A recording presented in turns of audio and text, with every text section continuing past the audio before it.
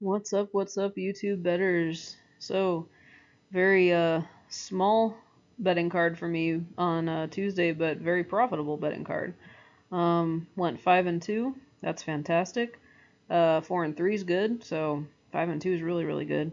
Um, just a quick note here. So, we didn't really have too much to work with today because it was the All-Star game, so that was cool, but WNBA, I think we had 3 or 4 games today. I did bet, most of my bets were WNBA bets. But all these bets here are boosted up. So they were not EV, but they became EV because of the profit boost token. I believe this was from Caesars or DraftKings. This was from FanDuel. This was a 30% booster. This one was probably a 25%. This one was a 50%. This was from MGM, probably the best profit token of the day. 50% boost on WNBA up to $20. I just did 15 because normally I just do 10, so 15. I kind of blanked actually. Most of my bets today were $15 bets because I forgot that I'm a $10 better for some reason. Plus, I just didn't have that many to bet, so maybe I figured I'd put a little bit more on it. Not really sure why I did 15, but I did for, I think, this one, and these three, I believe. So yeah, my minus bets hit, and we got a couple of the plus bets to hit, so that was cool. I think this ended at 8, the over 7.5, so that was just enough. Carter, man, she was hot today. I think she got her total just about at halftime, and then she ended up with like 30 some points. It was ridiculous. Um, National League, they were tied, and then the American League won. Connecticut was in it until towards the end. They were tied last when I checked in the third quarter, and then they ended up losing by like 8. So that sucked, but that's okay. And then Chicago, like I said, I don't know what happened in this game, but they were up at the halftime, so the plus 8.5. I mean, that they blew that out of the water. And like I said before with EV, we're not paying any attention to this last 5, last 10, last 20. We don't give a crap about any of that stuff. We're just betting value. So 4.45%, 4.12%, 2.96%, excellent value. Anything over 1% is good. So the fact that these odds are fair, minus 123, we got the bet at minus 112. Minus 131, we got the bet at minus 120. Minus 117, we got the bet at minus 110. That is value compounded in different bets. That's what you're looking for when you're betting EV. And because of that, since there are no EV plays on Outlier, I do not have any EV bets. I have not made any bets for tomorrow because sometimes the best thing to do is not to bet. With EV, ideally, you want to bet every day, and that will get easier as we go into college football season, the NFL, NBA, NHL. It will get easier to do that because there's going to be a ton of EV plays all over the place. But because we're in the All-Star break, so until baseball starts up again on Friday, I might not have picks for you, but if I do find EV bets, I will let you guys know. But right now there are none. I just checked Outlier. So instead I was going to go through kind of a few caveats to EV betting because I wanted to point this out because I didn't touch on it last time. And then I will go ahead and end it there. But again, if I see any plays, I will definitely let you guys know. So let's go ahead and get into some EV knowledge and how to pick your spots. So I got this chart from, I just screenshotted it, parts of it off of this website right here, if you guys want to look at it further. But basically, this is my sweet spot. It doesn't really have to be yours, but this is kind of where I live in sports. Minus 150 all the way up to plus 150. Usually it's minus 150 to plus 125, but I think you can go to plus 150 because it shows you what the percentage chance probability is out of the converted odds. So a minus 150 means there's a 60% chance that bet's going to hit. Plus 150 is a 40% chance that bet's going to hit. To me, if I have enough value on plus 150, I will bet it. I think it's also very important to make a mix of bets, like have some that are in this range, minus 130 to minus 120, and then have a few that are in this range, plus 130 to plus 120 if you can. Because if you'll notice, if you look back on the last screen, I had some bets were minus bets, some bets were plus bets. Because you want to have some plus bets because if you can get some of those to hit, they cover other bets plus a little bit extra in profit you get to keep. So it's important to have some plus bets because they can really help you cover losing bets better. And then this to me is the lower value section. Obviously, the higher minus, the more likely, but the more costly as well. So if you make a bet at minus 255, 71.8% chance of hitting, but if you're a $100 player, you have to put up $255 to win back 100. So it's a very high risk, low value return.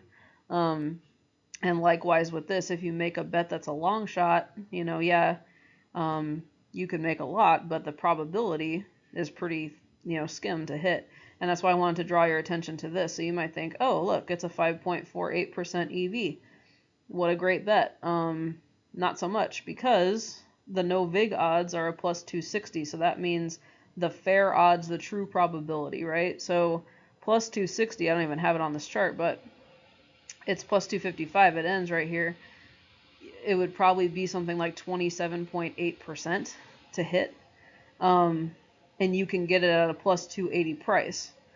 So yes, you're getting value. You're getting pretty good value. 5% is very good value. But the chances of this bet hitting are very, very low.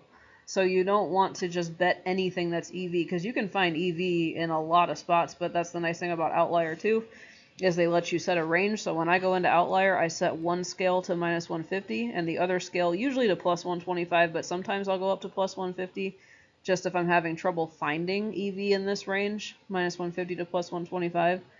And then I will make a bet between basically this section right here of odds. And I mean, ideally you find, this is I think even the sweet spot of it, is let's say you find a bet that is like the no vig odds are a minus 120 and they're selling it for a plus 100. So you've turned a minus into a plus. That's always really good. But I would say definitely if you're looking to make consistent return, stay away from bets like this because they're just too long of odds. Yeah, sure, sometimes they hit, obviously. Underdogs hit all the time that aren't supposed to hit, but realistically and usually it's not going to happen. So it'd be much better to make this bet because it's a 2.68% EV. The no vig odds are a minus 116. So if you look at this chart, they're saying it's like a 54-ish percent, 53.7% chance to hit.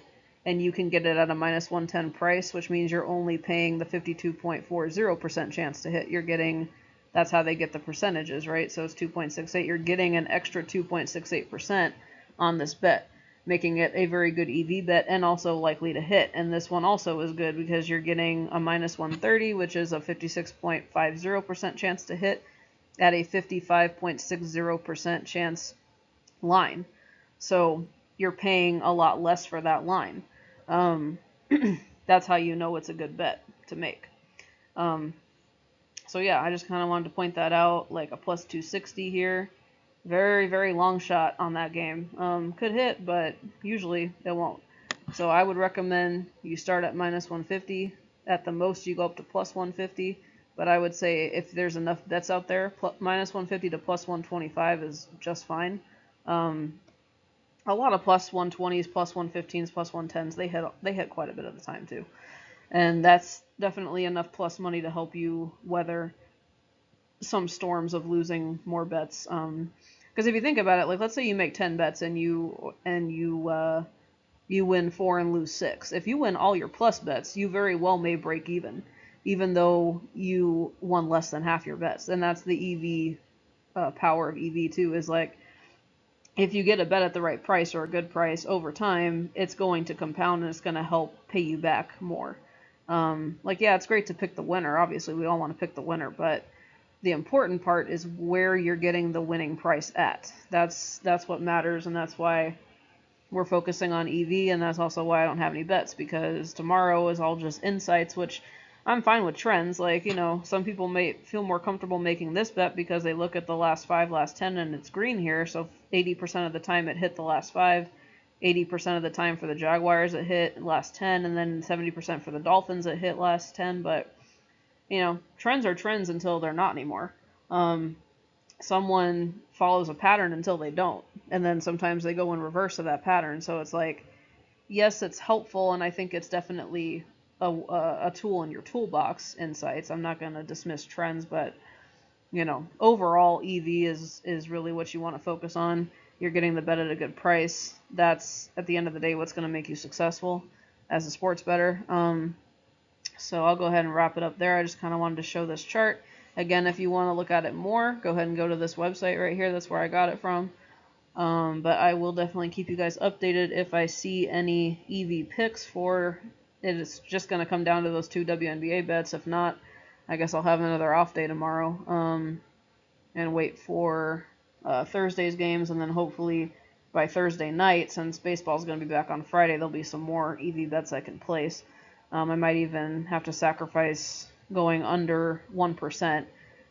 Usually I only share picks with you guys that are 1% or better, but maybe if I can find like a 0.75%, I mean, EV's EV, so it's not that it's bad to take that, but it's not your best possible, you know, percentage that you could go with, but we'll see what happens.